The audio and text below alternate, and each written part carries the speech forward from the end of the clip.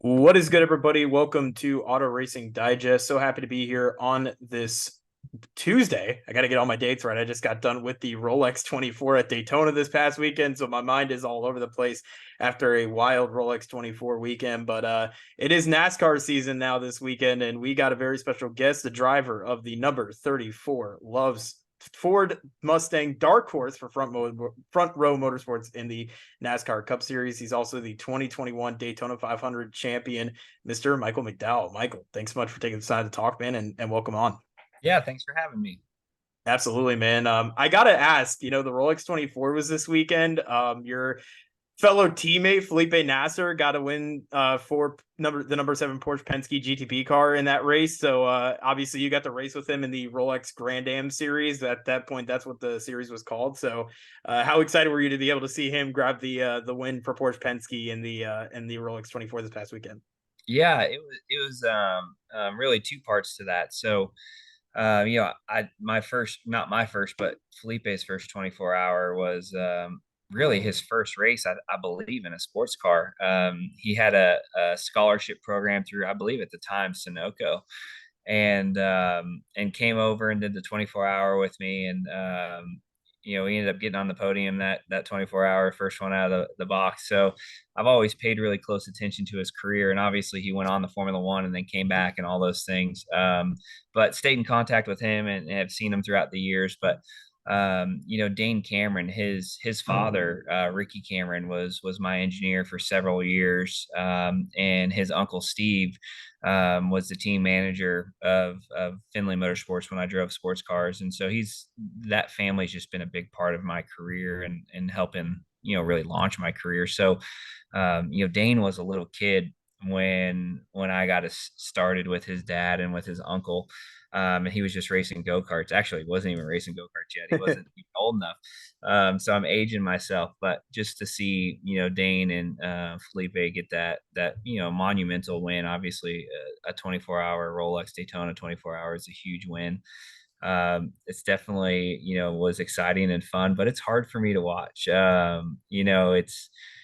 It's just like any of those races that you have on your bucket list. Now, I've Yeah. done it, I think, 6 or 7 times, and I've been on the podium, but haven't won the overall in the 24 hour. And so, been close. Would love to have more opportunities at it, but as your career goes and things happen, it just hasn't worked out. But I'm hoping that whenever my NASCAR run is over, I'll have an opportunity to go back sports car racing because I love it. I love just the different tracks and just the challenges and intermingling classes and traffic and how hard that is to navigate. And it's so different now too. Yeah. I mean, Yeah. it's so different. The GTD and GTD Pro and the LMP2 guys, it's not like the old days where guys get out of the way and are making room. Those guys are battling so hard for their own classes that it really makes traffic a challenge. So it's fun to watch. The cars are great. It's just good to see the series strong. And obviously with the international splash of being able to take those cars and run them Mhm. and WEC and run them at the 24-hour Le Mans is a big deal, because in years past when I ran Daytona prototypes, it was just an IMSA. There Yeah. really wasn't anything else you could do with that car. So I'm glad to see that, sports car racing as a whole is healthy and doing good. Yeah, what do you think about the technology that's now in sports car racing? It's pretty incredible, especially with these new GTP cars and the new hybrid systems now. And I think it's really a testament of what's to come, not only in just sports car racing, but I just think in racing in general. What are your thoughts about all the new technology that's been coming into racing? Yeah, it's wild. It's neat to see. The cars are so fast too. Yeah. That GTP car, it's close to 10 seconds, probably faster. I think when I went back and looked, 10, maybe 8 to 10 seconds, but that's getting it around there. Yeah, so pretty cool to see, just how far the cars have come. But like you said, that you get that manufacturer support and you get that manufacturer buy-in when you have cutting edge technology that is going to transfer into a street car, right? Absolutely. And And so in NASCAR, we have that same, correlation from track to road. It's just taken us a little bit longer to adapt those things. But for a reason, like the Mm, reason stock car racing is as good as it is because the rules aren't open for a lot of innovation in those absolutely. areas. But we know, well, I shouldn't say we know, hybrid is on the agenda. Mm, They're working through that now. They have an EV car that they're working on currently right now. Actually, I think it's gonna do a little exhibition at the Coliseum this weekend. My buddy David Reagan's been doing some testing in it, and they've been working on a few different hybrid type systems. So all the manufacturers are very interested. But I also see IMSA right now and sports car racing sort of paving the way a little bit for us. And it always has, like the Daytona prototype, I feel like has a lot of next gen in it. yeah. And I think that, whatever the next version of our car will have some of that hybrid, and having manufacturers already work through some of those bugs in development, will be helpful for us to hit the road running. Absolutely. No, I completely agree. Obviously, I don't want to stay on IMSA the entire interview, but I do want to ask this. Obviously, one of the big storylines heading into the weekend was the new debut of the Ford Mustang in the IMSA competition. And I think a lot of people were very excited to see what this new car can bring. And there's some really solid drivers. But I think one of the things I was most looking forward to is the potential that we could see guys like yourself, other guys who are in NASCAR, maybe get an opportunity, especially with it being, a Mustang and it also being similar to what you guys are now going to be running over in NASCAR. I mean, is that something, do you think now more than ever, this is like a potential opportunity for you? I mean, like, would this be something that you would really be interested in consider doing and riding one of these new Ford Mustangs in IMSA? Yeah, for sure. I would definitely be interested. And, we've had some of those conversations. I mean, the reality is, though, when you're talking about GTD Pro, you look at that Hmm. lineup and those guys are, lights out, right? Yeah. I mean, you take Dirk, you take Joey, and so I'll say this carefully because you just don't know. It's been a long time since I sat in a sports car, but at the same time, I feel really confident I could hop in and get up to speed really quickly, especially with the ABS system and different things Hmm. like that. Because the braking is such a challenge, to adapt. Going from prototypes to sedan style cars. The braking is such a big difference. But Absolutely. yeah, so I would definitely be interested. You know, I really do feel like it takes somebody that is going to be really dedicated to it, and hopping in for one-off deals, I think is actually probably um, tougher to do in Hmm. that category than it is even GTP. But I don't mean from a driver standpoint. I just mean from a logistic Yeah. standpoint. Yeah. You have factory drivers, you got guys that are already supported by Ford that are racing here and across the seas, and Hmm. you want to use your best guys and give Yeah. yourself the best shot at it. But hopefully with some convincing, and really too with opening it up to customer cars, right? That's a big part of it. Yeah. Because it used to be, you just had these factory Mustangs. There were these, factory cars with factory drivers.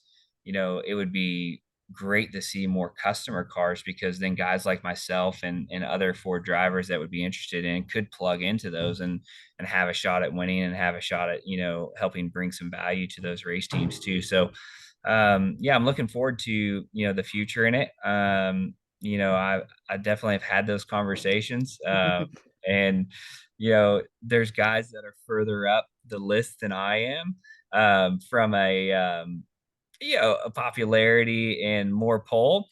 But there's not many guys up the list that could jump in and be prepared and do it, Hmm. have the experience to do it and the speed to do it.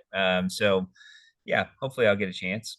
I love it. I love it. That's making me excited because I think with you, you're such a fascinating person because of your sports car and your road racing background, and then obviously coming to NASCAR and how that has translated, but also your success at other speedways as well. It's really been incredible to see how you've grown in the series. I mean, do you think you've become more diverse now in your racing abilities through NASCAR, now being able to run these big ovals and maybe short tracks? I mean, do you feel more diverse now than maybe where you were when you were only really doing those road racing sports car style of racing?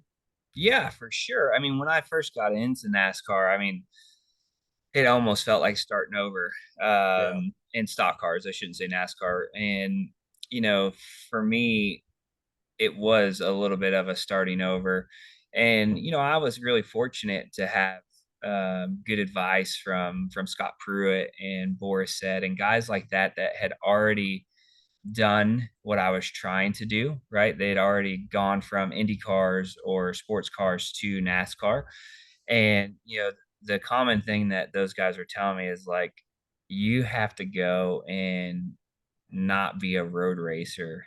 Like you can't enter as a road racer. You Yep. you have to go and do what they do and run the short tracks and do it the right way and come up because it's so hard to learn that style of racing. And it really was. It was a hard transition. I came in when Villeneuve came in and Franchitti came in and Patrick Carpentier was coming Mhm. in and Juan Montoya was coming in and there was all these guys kind of transitioning at the time.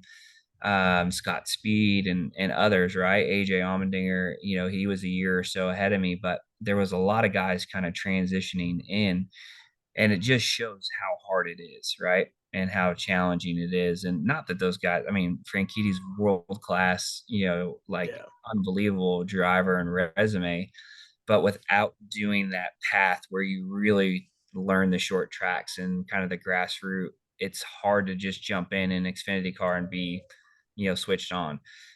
So I do think that it was a bit of a learning curve. It's taken me, when I got into the ARCA series, I felt like, oh, this is going to be easy. I can do this. And then when I got in the Cup series, it was a lot of humble pie. It's just so challenging at this level. But I really feel like this next gen car has helped me out a ton. Not that I wasn't good in the other car. It was more of not having the equipment I needed Mhm. to run where we run now.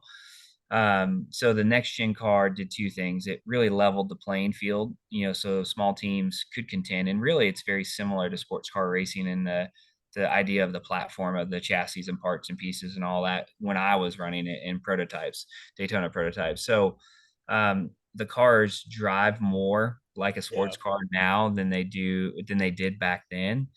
So that helped a little bit, but getting the same equipment, having the same parts and pieces was a big part of helping us get to that next level.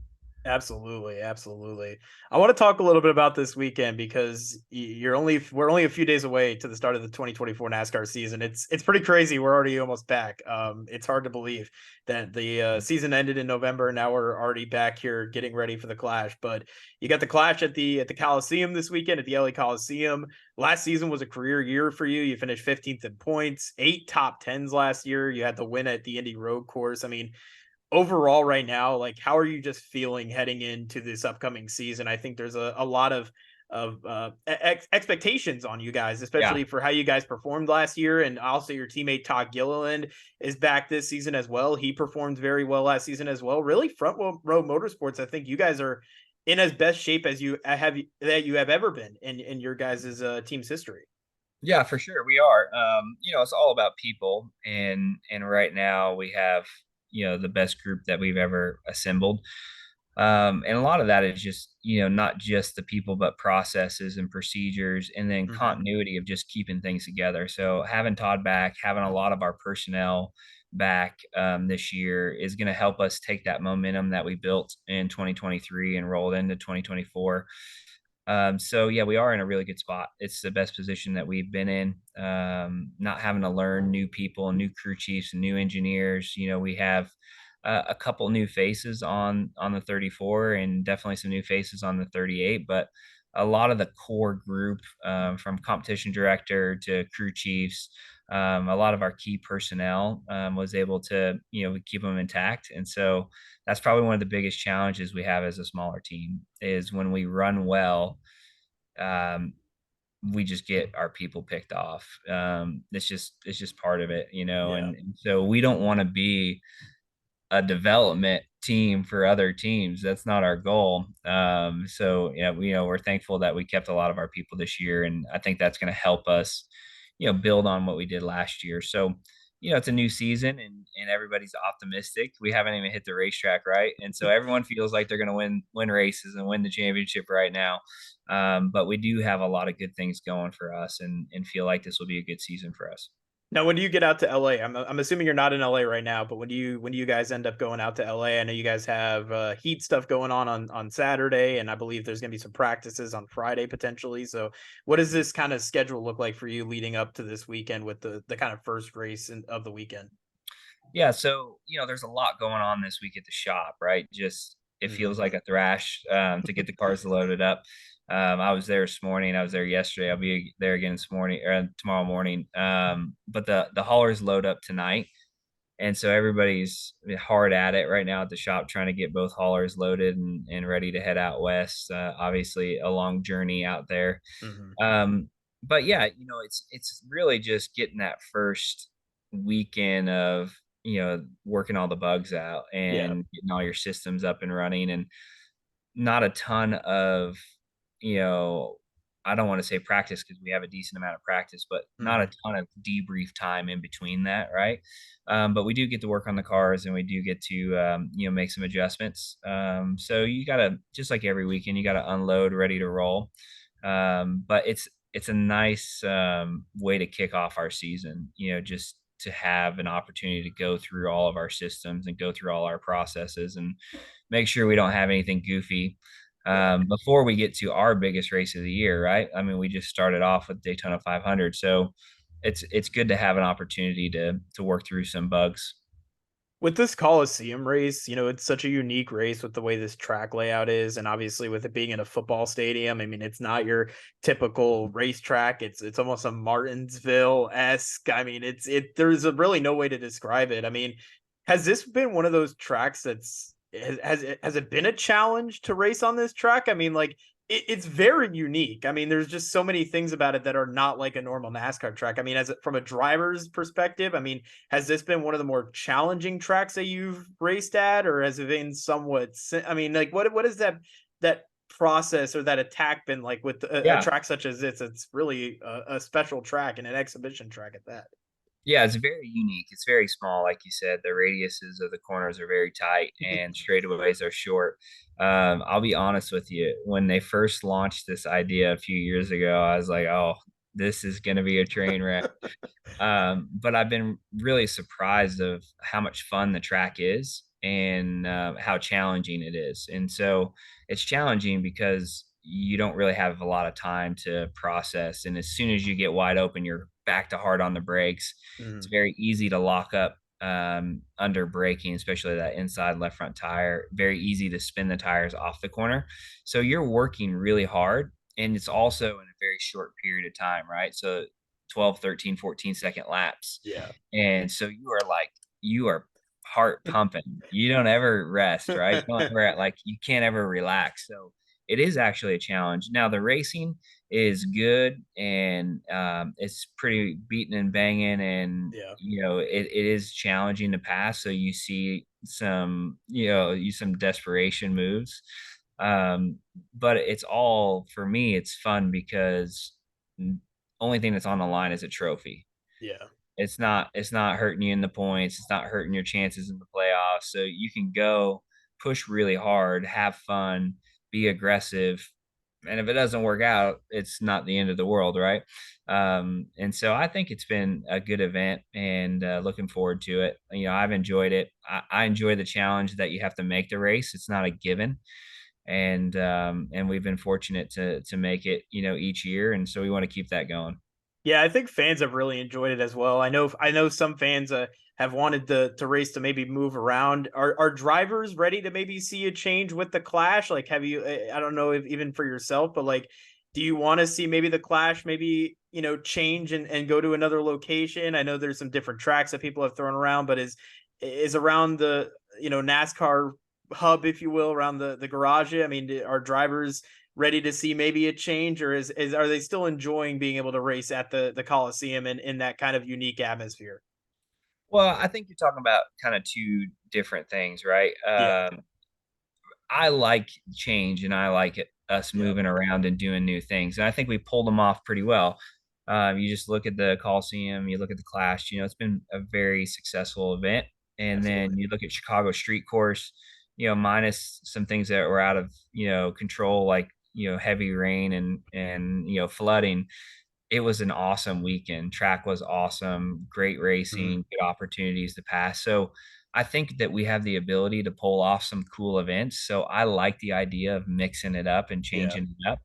Um, but I don't think it's got to a place where drivers aren't having fun at the Coliseum. I think it's still a Mhm. lot of fun and people look forward to it. But everything kind of has a length of how long you can do an exhibition type Yeah. event like Yeah. that. And it's not like that racetrack sitting there, right? They have to Yeah. build it, tear it down. And so there's a lot of work, a lot of dollars that go Mhm. into it. And so who knows, it's out of my pay league of what we're gonna do next, or how long we'll be at the Coliseum. But being that it's not a permanent circuit, I could see us doing other things at other places, because if you can build a temporary one there, you can probably do it somewhere else, or maybe not. Maybe there's a track that would plug in that would be a Yeah. good market that we could do something that we haven't done. I'm a fan of road courses, so if we can go to Laguna Seca, I'd be good with that. It would be fun to be able to, if we want to get to the West Coast, Laguna Seca is nice this time of year. So Yeah. but yeah, there's a lot of, you know, optimism around this new car, because it does open up that box of what we can do. Where the Absolutely. old car was pretty tough. Like, we were pretty limited on brakes, pretty limited on how tight of a radius of a corner you could make it around. So now I feel like we have a proper race car that we can take to different venues. Yeah, now you got a new car you get to run with this new Dark Horse Mustang, and obviously Toyota also releasing their new Toyota Camry. You're one of two manufacturers that will be running updated cars, and there's some differences in terms of the bodywork, in terms of the it's obviously a definitely a different looking car compared to the original next gen car. I don't know how much you've gotten a chance to be behind the wheel of that car, or if you have at all. But I mean, have you seen or felt any changes at all, or differences from running the old car to running the new car at all? If you've tested it, I mean, what has kind of been that subtle difference, or any thing that you've really picked up on running this new Dark Horse Mustang? Yeah, so this will be the first time I've hit the track with the Dark Horse. Okay.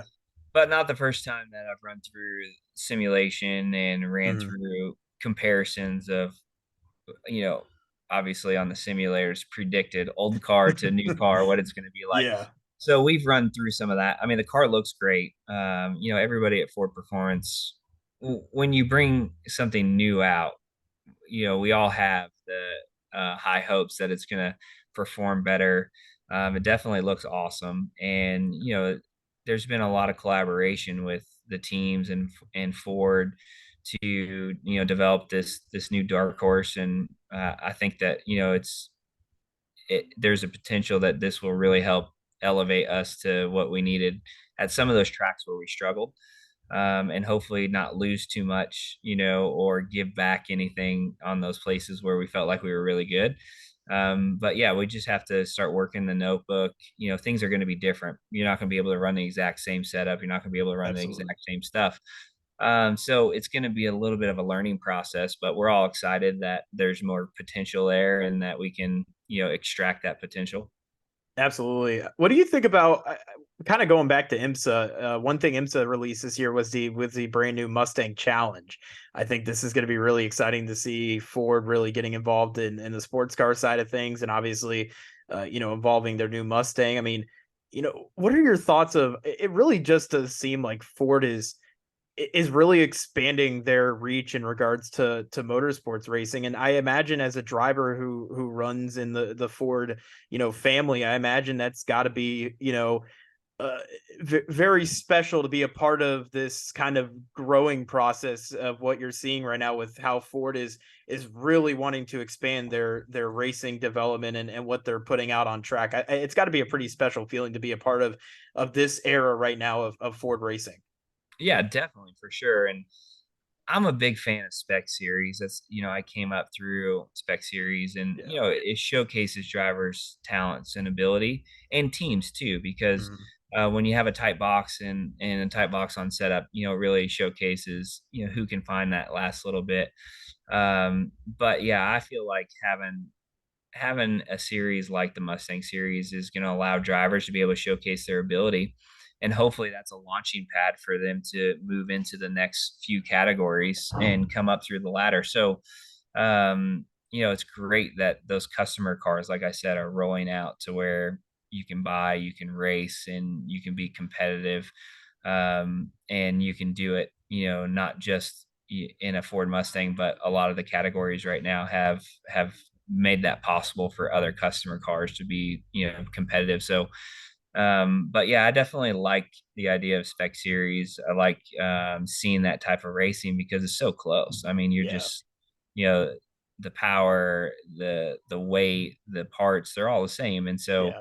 you're just exposing who's really gifted and maybe who's not. So I'm looking forward to seeing that series grow and seeing a lot of drivers come through that, young and old, right? And there's Yeah. going to be a good mix of that. And so it'll be neat to watch. Yeah, absolutely. I completely agree with that. It's going to be a very fun series to keep an eye on this season. Um, kind of one thing, going back to the clash we were kind of talking about real quick. One thing I want to bring up is I've kind of thrown this out to some drivers and kind of got their takes on it. One thing last season that was huge was the Garage 56 entry. I think that really showed what the future potential of this next gen car could bring and what little attributes or add-ons NASCAR can add to this car. And I've thrown it out to Kyle Tilley, who's raced in NASCAR and is the owner of Era Motorsports, and kind of have thrown it out to some different drivers. I mean, what are your thoughts of a NASCAR endurance race? I mean, is it even possible? I know logistically there's a lot of things, but I mean, could that become a thing? Could it end up happening in like a clash situation? I mean, what are your thoughts on NASCAR maybe trying out like an endurance race and giving opportunities even to younger guys to be able to step foot in a NASCAR Cup car through this opportunity, if you will? Yeah, I never thought about it like that. The car definitely could take it right now. Yeah.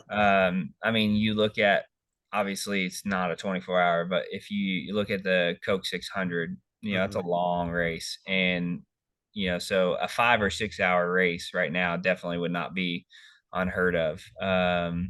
You know, the engines and transmission, I mean, really the brakes, I think everything probably could take it. Yeah. How long? I don't know. But it's definitely a possibility without changing a ton of parts. I mean, Mhm. obviously, with what you saw with the Garage 56, it's possible to do it. Yeah. It's definitely not impossible. But never thought about that. I mean, it would be a good way and a unique way to open up some opportunities and Yeah. showcase the car and talent.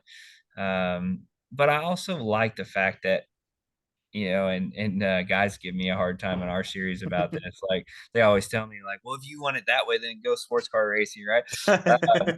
And I always tell them, "Well, yeah, you just don't get paid that much in sports car racing." So Yeah.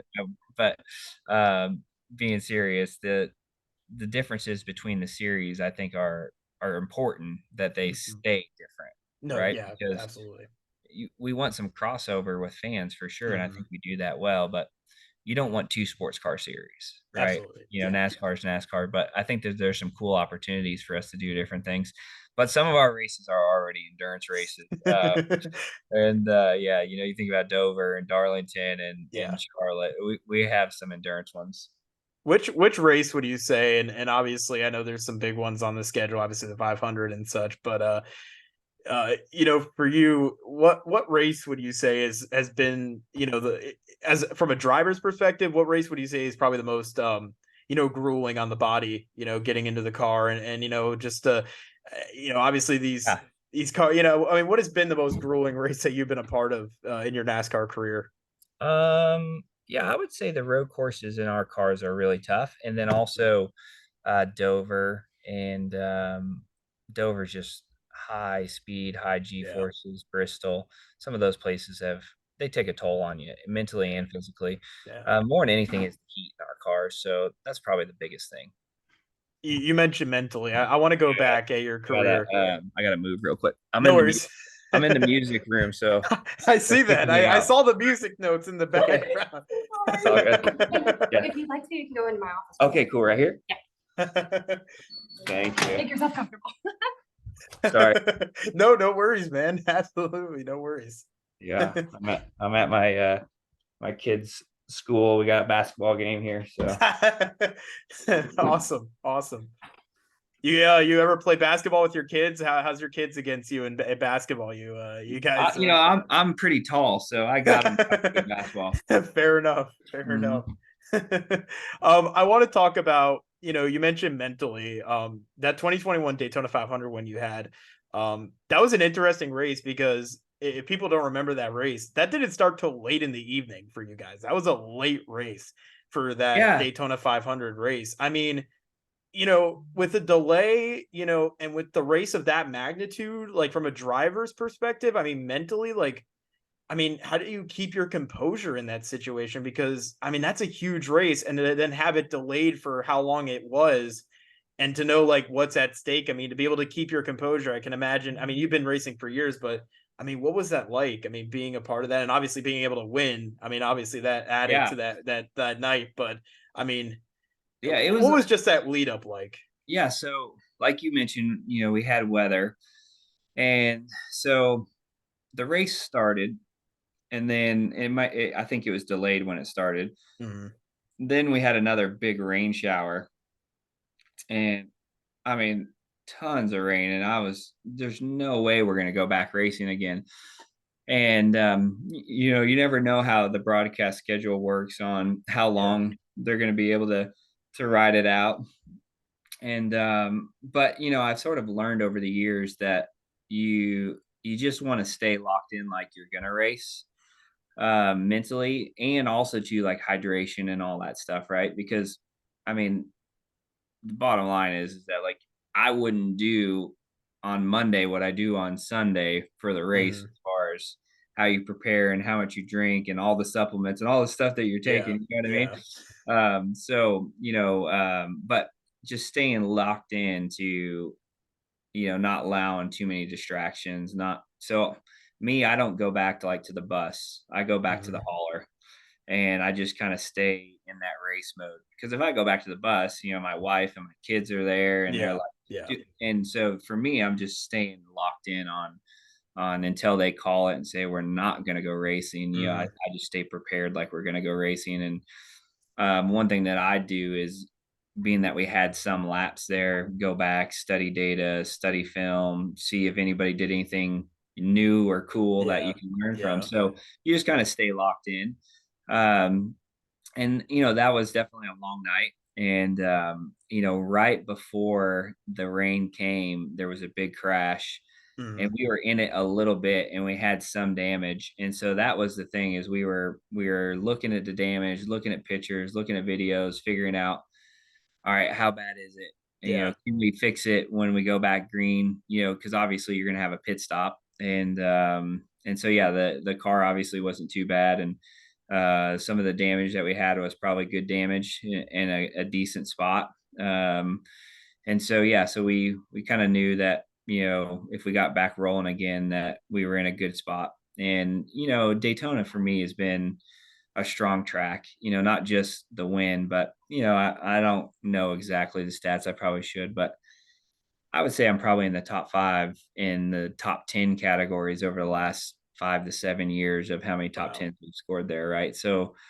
um, it wasn't so much a fluke for us. It was more of a Mhm. building of like, okay, we ran 6th, and then we ran 4th, and then we ran, 5th, and then we ran 3rd, and we were Yeah. sort of Yeah. always in that picture, but just never able to, get those last few spots. And so when we were getting down to 5 to go and I was running 5th, and I was like, oh, I do not want to be, 3rd, fourth, fifth Yeah, again, yeah, right? yeah. And so, luckily, Brad and I were able to make a move to kind of jump a row of cars there and get into that second and third spot. And once I was in that third spot, I really felt like I was in the right spot. I mean, I Mhm. felt like I knew I was going to wait until the white flag, and I knew I just have studied Joey and Brad so much. I just knew exactly what they were going to do. I mean, I just knew it. And I'm not saying that to be cocky or arrogant, but there's 4 or 5 guys that I've studied really, really hard at Daytona and super speedways, Mhm. Talladega. And it's Denny, Joey, and Brad. I mean, those are the guys that I study all the time because they're the best at it. I mean, Brad's Mhm. won like 9 times or something at Talladega. I don't know, maybe 7. Yeah. And Joey is always in contention to win those races. And I'd throw Blaney in that mix too, but this Mhm. was prior to Blaney really breaking out in super speedway racing. And so those were the guys that I would study. And I just knew that I was in the right spot. And so the hard part in super speedway racing is getting into that spot, Yeah. maintaining it, and not having anything happen, leading up Absolutely. to it. So yeah, it all worked out. Yeah, when you were coming around turn three, I remember when it happened, when the wreck happened, and it was kind of everybody was still trying to figure out and piece together. Like, were you the one that was in front for the yellow, or I remember I think was it Elliott? I think there you were next Yeah. to in that incident. I mean, like, like did you kind of know you might have like won? Like, I mean, like, what was that kind of reaction like when you were coming around turn three and you obviously saw the incident and the yellow came out? I mean, like just kind of like what was going through your mind in that instance? Like, I mean, like Well, what yeah. was that kind of process like? So once the wreck started, I wasn't really seeing the wreck because Hmm. when I was pushing Brad and he got into Joey, they kind of went like this, and I It went kind right, of, yeah, it was behind you. and then everything was behind me, but I was still Hmm. racing because the caution wasn't out yet. And with all that happening, kind of broke my momentum, and Chase Elliott and those guys had a run. And Hmm. so I was still blocking and weaving and moving. And the spotters, telling me, up, low, low, low. And then he says caution's out. And so I never saw the light Hmm. as far as, the exact timing of the light or the exact timing of when he said caution's out. But I knew that there was only a millisecond that Chase Elliott was alongside of me. Yeah. And I never really felt like he was ahead, but there was only one little time where he was right next to me. And so I wasn't sure, I wasn't super confident, but I'm like, man, I'm pretty sure I was ahead 99.99% of the time that we were, as that caution was coming out. But it was close. I mean, it was Yeah. super close. And yeah, it was, you just, if it would have gone the other way, it's just, you just don't get that many opportunities at it. Right. Absolutely. So Yeah. I'm glad it didn't, and it could have. And that's how racing at Daytona is. And that's why it's such a not just prestigious, but you look at Brad Keselowski and you Hmm. look at how good his career has been and how good he is at super speedway racing, Yeah. and still hasn't got that Daytona 500 win, right? And I'm not throwing Absolutely. that as, like, I'm not throwing Hmm. daggers, but it just shows how hard it is to actually have everything work out. Now he's been in position to win lots of them, right? Absolutely. Yep. And that's the thing, Kyle Busch has been in position to win lots of them, and there's Hmm. guys that are really good at super speedway racing, but and then you take Joey and you take Denny, and they're great at that last 1% of execution that you need to win at Hmm. those places. So yeah, it's tough. It's a different style of racing. It's a different preparation and mindset and skill set, but it's still a skill set nonetheless. It's people say, oh, anybody can win there, and I understand why people think that, but it's just not the case. Hmm. And there's a reason that you see the same guys run up front in those races every time and are there at the end. It's hard to explain because there are so many variables, but there still is a reason that, those guys end up towards the front every time. Absolutely. Yeah, I think when you won that 500, I know you ended up getting 2 top 10s following that. At the Daytona Road Course was a week after, and then you had Homestead.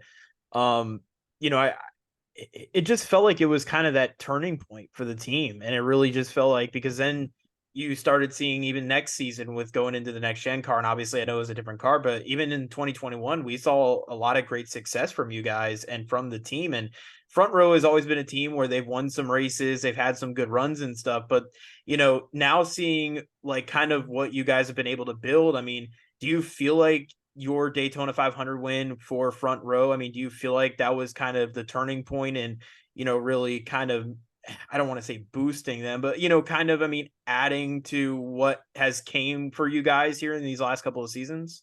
Yeah, it was definitely the start of it. I mean, there's way more to it. Mhm. It would take me an hour to break it down, but I'll give you a real quick snapshot. We've always had good people, and we Mhm. were getting better and better as an organization with people and with our processes and procedures. Then COVID happens, and then they lock down development. So you can't build any new parts and pieces. You can't develop any new sway bars or clips or anything new and fancy. Um, and then we had time to sort of regroup and catch up a little bit, right? Because the big teams were always developing the latest and greatest, newest Yeah. thing.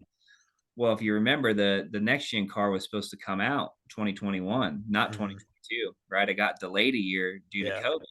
So there was a spending freeze, there was a parts freeze, there was a development freeze, and that's what let us kind of catch up to the competition a little bit. And then we got a brand new car and everybody's back to square one, and then we've Mhm. been able to kind of stay with it. So those factors are what really allowed us to close the gap to the competition. And lots of hard work and lots of changes over the years, but those 2 years in particular are what kind of reset us to be able to contend with the bigger teams. The last few seasons for you, it feels like you've really been one of the hot names in free agency. I think a lot of people have seen like, where may Michael McDowell might go. What has made Front Row kind of your lasting home? I mean, you've been there since 2018, so you know the team very well, and you've built this great relationship. You gave them a ton of success. I mean, what has just made Front Row kind of this special place that you just wanted to stay at just these last few years? I mean, what has kind of made this team special for you? Yeah, a lot of things. I think that it's fun to be a part of something. It's fun to be a part of building a program, and I have a lot of freedom here at Front Mhm. Row. And I'm not the decision maker. I don't want to paint that picture, but I do have a lot of influence and a lot of freedom to go get the guys that I want to get and recruit the people that I think are the next talent to come up. And you don't get to do that a lot of places. Like, so I Mhm. guess the thing that I feel like I'm a part of building this race team and building the performance and building success, not just on the racetrack, but off the racetrack. Absolutely. And I don't feel like I would have that opportunity at other places. You'd just be like, "Hey, do your job, and keep your mouth shut and go fast." And I'm sure that I would adapt to that too, and that would be fine. Mhm. But I like being a part of the process. I like being a part of solutions and not problems. And so I have a lot of freedom to go get and go find guys that people are like, "Oh man, he's never done that. Why would you do that?" Yeah. And so that part's been fun and rewarding. One thing I want to talk about is the Daytona 500 here coming up in a few weeks. Obviously, past the Clash, you got the 500 and Speed Weeks, and it's obviously an exciting time. I'll be there, so I'm looking forward to seeing the season officially kicking off, if you will, in the regular season with the Daytona 500. You guys will be having 3 cars, which Yeah. you guys have been used to running 3 cars in the past. We've seen it before. You guys will have Kaz Gralla in the car, which is pretty exciting. A young and up and coming racer. He actually raced in one of the road course races, if I'm not mistaken, back at Daytona in 2020. So obviously exciting to have 3 cars. I mean, what are you most excited to be able to kind of work with Kaz, and obviously, having the 3 car team? I mean, will you guys be doing a lot of pack racing going on during practices? I mean, how are you guys gonna, strategize, leading up to that 500 with having the 3 cars for that weekend? Yeah, so I mean, goal number one, obviously, for that 36 car and for Kaz is to get into the race, right? So that's Yeah. goal number one. And so, to achieve that, we got to make sure that we build him a car that's got good speed, and hopefully we can just qualify our way in on speed and not have to do it through the duels. But you never know how those duels are going to lay out, right? Hmm. You don't know if Todd and I both will be in his duel or he'll be by himself, or a Yeah. mix of the combination. So, but the biggest thing is getting all 3 cars obviously to Sunday. And having 3 cars is a game changer. I mean, it really does give you that extra teammate, that extra push, that extra Hmm. support. And then also too, there's so many things that can happen, right? Yeah. Like if you look at these races and making it to the end is challenging. And so getting all of your cars to the end is really challenging, Hmm. and having one extra, we would like to have 2 extra, right? Because it increases your chances, increases, your odds of having Yep. a teammate at the end when you need them. And it is a very, what the right word is that it's an individual fight, but it's a team effort to get to that Hmm. fight, right? And so to put yourself in position to win at the 500, it's going to take help. And sometimes that help comes from same manufacturer. Sometimes that help comes from same team. Sometimes that help doesn't come from any of those things. And you just Absolutely. happen to find a guy that has worked with you all night long and all day long, and it just works out. But you can't do it on your own there. Hmm. And so this helps us increase our chances of putting ourselves in position. And Kaz has done a great job. He's smart. He's prepared for it. It's not like, I don't feel like we're taking a big risk or a big chance putting him in. I feel like Hmm. he's done a lot to prove himself, and he'll be, a good fit for us. And I guess the biggest thing is getting him into the race. So Yeah, absolutely. And he's been in this situation before with what is it, the money team a few years yeah, back. So yeah. this is definitely not new territory for Kaz at all. Absolutely. One thing I got to ask you, and we've seen this a lot, and we're seeing now, especially with RFK now bringing back the 60 car. I know other teams have been doing like this kind of third car reserve car. Have there been talks about using the 36 as kind of like that, Project 91, or similar fashion in that, where you bring in guys from other disciplines? Has that been something talked about around the team at all? And I know we see a lot of teams bringing that in as something, and they're adopting and trying to bring in guys from other forms of racing. Is that something that front row has potentially talked about here? No, no. And the racing is always so much to it, right? It's an Yeah. expensive sport. And so we would love to. I think every team would love to, right? And the reason that Brad's able to do it this year is because he has his car sold and he has some Hmm. sponsorship to place, right? So if we had additional sponsorship that we were, trying to find, a spot for, that would be a great problem to be in, right? Hmm. And so we're not in that position yet. I mean, we got great partners at front row, but we don't have anybody sitting there that we have to find a spot for, that we currently don't have a spot for, if that makes sense. Sure. And so to do one-offs is really expensive. And Hmm. and even with the 500, we're having to take some guys from the shop, take parts and pieces and put it all together. And it's okay once or twice, but if Hmm. you pulled those guys off of doing their day job, we don't have enough depth to really do that often.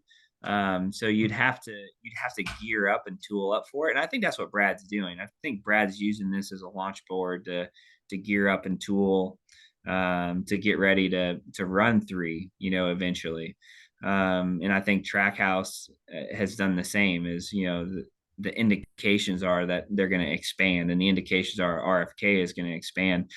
I don't think we're there yet, but we're on a good trajectory to keep running well and keep bringing in partners. I mean, this week's been great. We've announced 3 new, not 3 new partners, but 3 renewing Hmm. partners, and multi-year extensions, which is something that is new for us. And so having these partners locked in for years to come is really important. And so the future's bright. I don't know if that's 3 cars. And right now we are maxed out. But that doesn't mean we couldn't do it in the future. That's fair. Leave the door open. I like it. I Yeah. like it. Michael, it's really hard to believe, man. You've been racing for almost 20 years. You've raced almost 20 years in Cup, over 20 years in just racing in general. You've seen everything. You've been through the sport. You've done everything. I mean, I think, obviously you're 39. One thing I think that's always tough to talk about as a driver is, what that future holds for you. I Yeah. mean, for you, where do you see your career? I mean, like, are you hoping to go? I mean, like, where does your career, like, what does that outlook look like for the future, if you will? Yeah, so I don't know, and I don't think about it like that. A couple of reasons I don't think about it like that is I'm not in that position, right? Yeah. I'm not in a position to be like, I did this enough, I made enough money, I'm Hmm. good. If you look at my career, the last 4 or 5 years have been good, but the first 10 of my NASCAR career weren't the greatest. And so for me, I feel like I'm finally in a good spot where I'm running Absolutely. competitively week in, week out. I have a great team and great people behind me and partners. And so this is the best situation I've ever been in. So I don't want to give that up because I know Yeah. how hard it was to get here. Yeah, absolutely. Um, but and also I'm running well and feeling well and haven't had any setbacks as far as any of those things go. So I'd like to do it for a long time. I would like to race sports cars too, and I'd like to go to Le Mans, and I would like to do some of the things that I thought I was on the path to do before I, Hmm. pumped the brakes and went stock car racing. And so, yeah, I don't know how long that is. I don't think anybody really knows. But I'm going to use, Bill Auberlin and Scott Pruitt as my inspiration. I think those guys were winning races and kicking butt, well into their 40s and 50s. And I love watching. You see Wayne Taylor on the pit box, Yep. and he's an animal, right? Well, I raced with Wayne Taylor on the racetrack, and I raced with Cat's dad too. And I've raced with a lot of guys' dads, and I'm not that old, but I started uh, young, Yeah. and they were talking about Colin Braun, this being his, I forget what they were saying, 20th year, right? And when I was a young guy, he was a younger guy, and now he's been doing it a long time. So yeah, I feel good and want to keep going and keep pushing, and it's worked out really well, and now that we have all the pieces behind, I don't want to stop. But I also feel like eventually it will. Everybody Yeah. knows it's not going to last forever. But so I don't know. I don't know what the future looks like. I don't know what that next step would be or what that would look like. I know that I'm passionate about the sport and I like building things and so if it's not driving, I still feel like there's definitely enough for me to do here. Yeah, absolutely. No, I definitely would love to see you at Le Mans, Michael. That would definitely be that would be really cool to see you racing at Le Mans. I think that would be a really bucket list list thing. I mean, you were kind of mentioning some of the tracks. I mean, is that one? I'm assuming obviously that's got to be one of your bucket lists. But do you have another track maybe on the list that you would just love to compete in? Maybe like a Nuremberg Ring, maybe, or some one of these No, other tracks? nope, No. no, not that place. Okay. Um, yeah, it's such a tricky track, so long, hard to memorize. I've tried to do it on iRacing. It's really a challenge. Fair. Um, but I think Spa. I think there's a few of those tracks that would be really cool to do. Um, Bathurst would be another one that I would throw out there. Similar style car, different, but I don't feel like it'd be something where I'd be completely out to lunch. Just understanding heavy cars and higher horsepower and sliding around. Yeah, so like I said, you never know. Obviously when I was coming up through the open wheel ranks, the Indy 500 was a big part of what we were shooting for. And I think that time has passed. I wouldn't say that it's completely gone, but it's probably passed. But I don't think Le Mans has, and some of those others. Let me talk about 2024 before I wrap things up with you, Michael. I just want to say thanks so much, man, for taking some time. You've given some great insight and talking about your journey. I mean, again, you're probably one of the most fascinating guys on this Cup grid, and just what you've been able to experience and drive, and it's really been incredible to see your career grow and blossom into what it's become. You know, last question for you. 2024, obviously, as I mentioned, this is a big year for you. You know, what are some goals, obviously, for this upcoming season? I think, you know, early in the year, we always have the 2024 goals, if you will, for us. But for you, what is those goals looking like here for the upcoming season, and how you can be able to build off of 2023?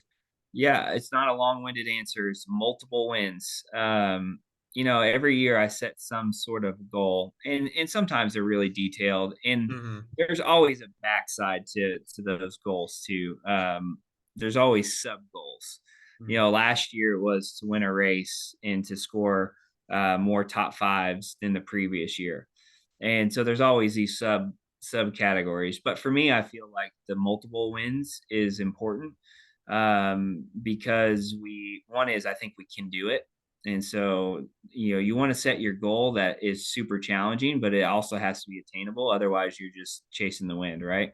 And so I think it's attainable for us to win multiple times this year, not just once, but more than once. You know, I said it in a previous interview and it came out wrong. I said that I don't care if it's 2 or 5, just more than one. And what I meant by that, I do still mean is, like, if we win 2 races this year, it's going to be a great season for us. For sure.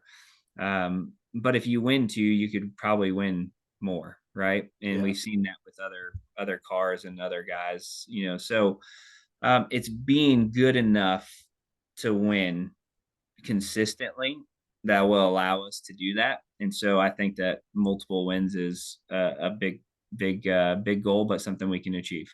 One fun little final question. You got Margaritaville on the car this weekend. Are they booking you a nice cruise at all during the off season for running the paint scheme this weekend? Is that gonna be in the books? I don't know. My guys have been wearing us out about it, right? We got 70 guys back at the shop that would love to go on a cruise. But yeah, it's a cool partnership.